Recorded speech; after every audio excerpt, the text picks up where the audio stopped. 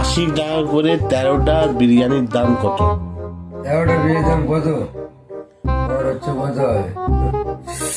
720 টাকা। আচ্ছা 1000 টাকা লস। আচ্ছা ওইটা অনেক হয়ে যাচ্ছে। আরে দুটো চিকেন বিরিয়ানি, একটা হাফ বিরিয়ানি, হিসাবে কি ভুল হবে? আমরা সব গল্প লিখে দেবো। আচ্ছা দেখো যে কালকে লিখেছি বসে। আচ্ছা 3টে হাফ বিফ বিরিয়ানি, দুটো চিকেন বিরিয়ানি আর 3টে গোল, আর একটা ক্যাম্পা। ওই তো 210 আর এখানে 160, 210 আর 60, 390 আর এখানে 30, 410। তাহলে ক্লিয়ার, একবারে ক্লিয়ার। আচ্ছা 17টা চিকেন বিরিয়ানির দাম কত?